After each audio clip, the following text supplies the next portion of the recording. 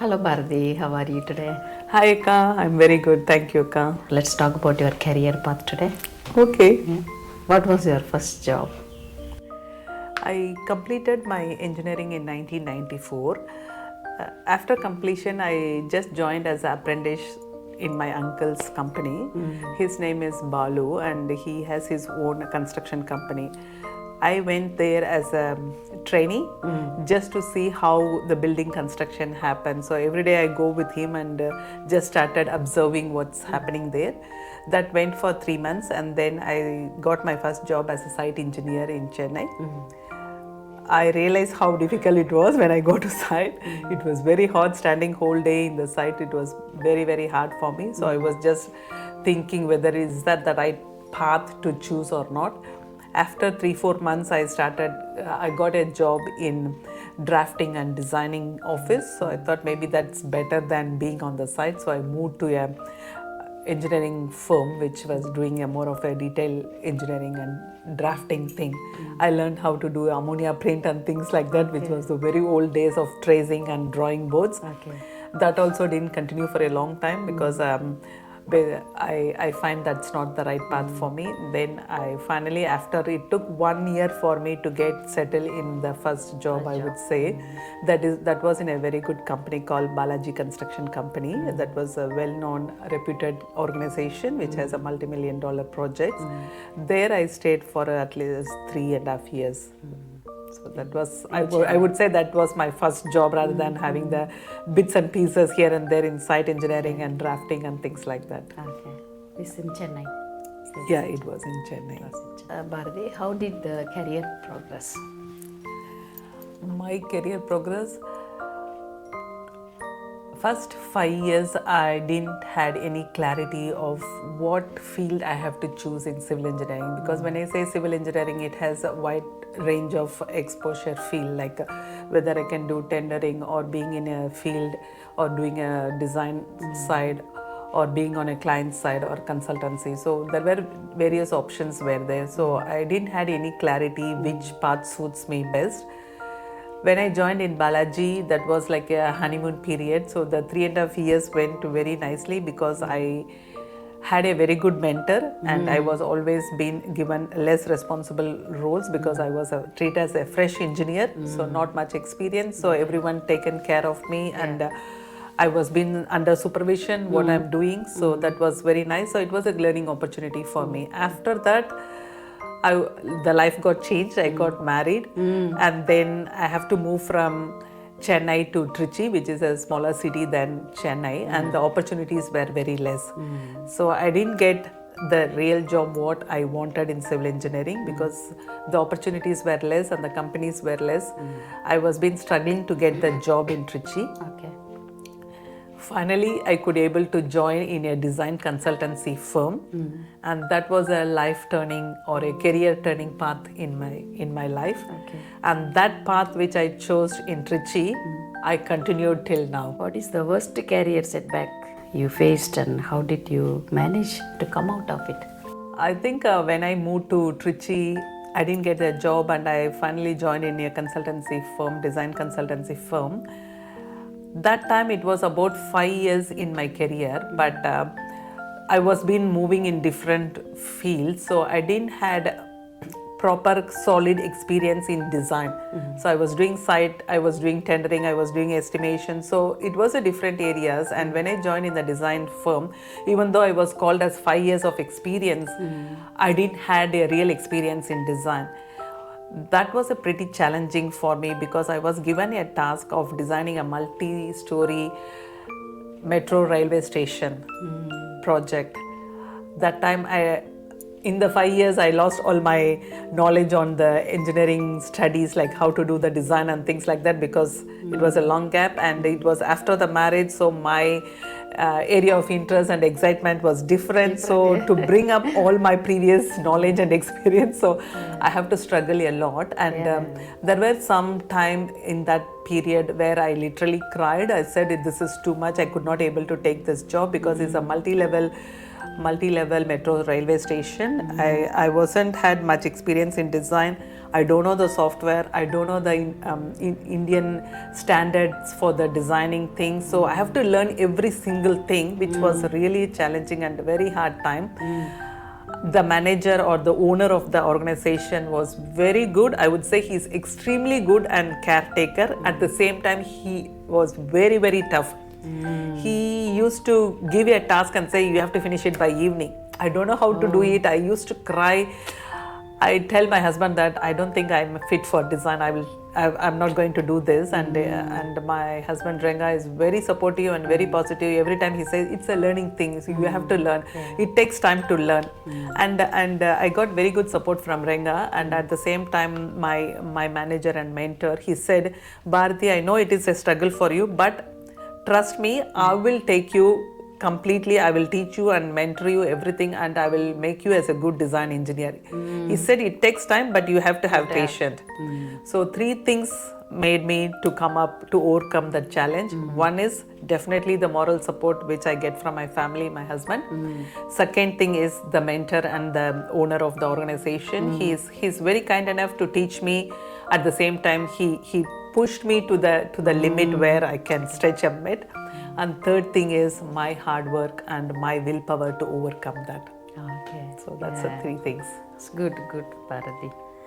Tell about your current role now. Current What role, you're doing yes. Yeah.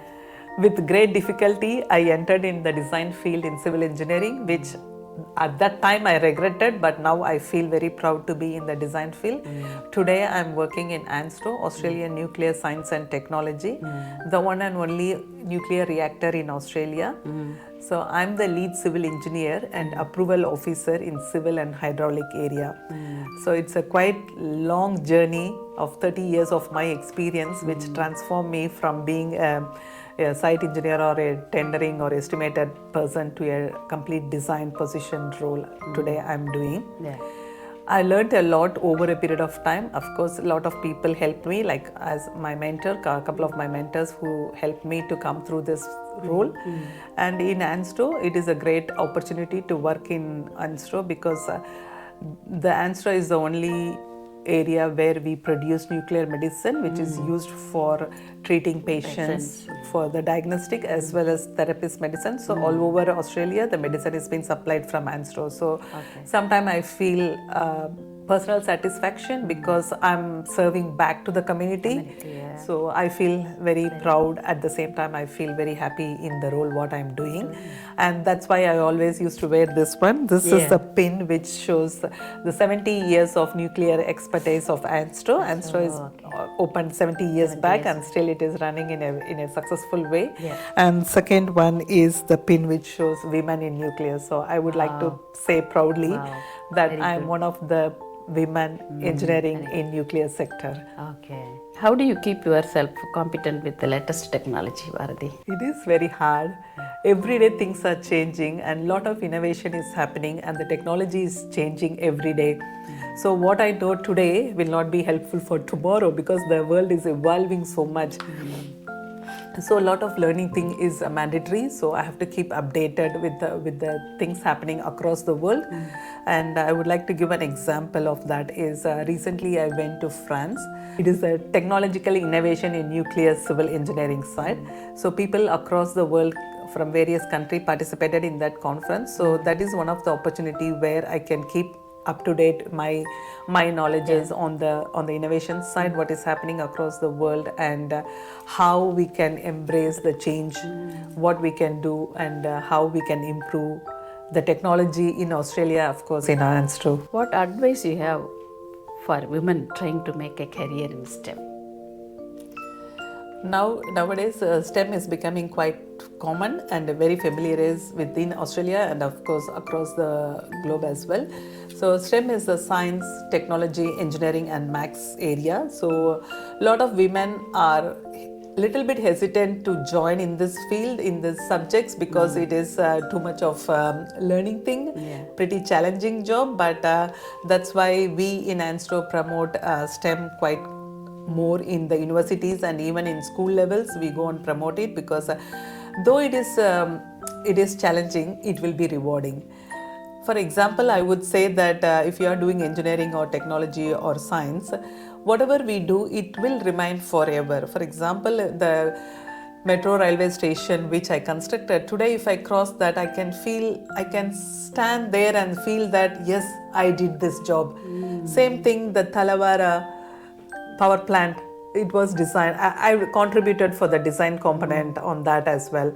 Like many of the substations starting from Wollongong all over to Denham Court or wherever within New South Wales and Sydney, some of the projects I've been designed, I've been involved in the projects, and it's all been live here today. Yeah. So I would like to say to my husband and the friends, I have given light to the many people in the country. So just something we can feel satisfaction at the end of the day. So yes, there are quite a lot of other jobs. Every job is satisfying, but in STEM, yes, you will feel that it is rewarding at the end of the day.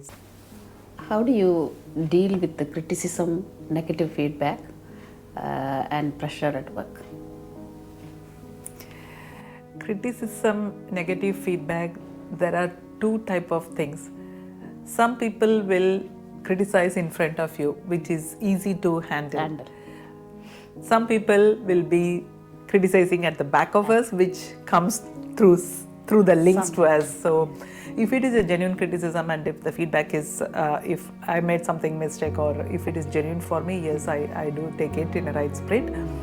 And if I'm right, I would try to justify that what I have done is right. So that way I could able to manage. But some people criticize just to annoy or just to pull me down at the back.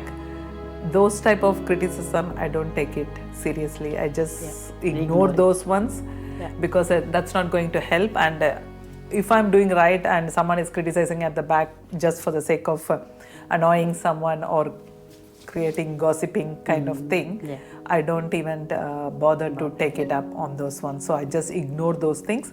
And on top of it, one of the example I would like to say in the early days of my career, one of the HR lady, she was saying some feedback about me, and it was hurting me when the moment she said a feedback, it was a bit hurting me.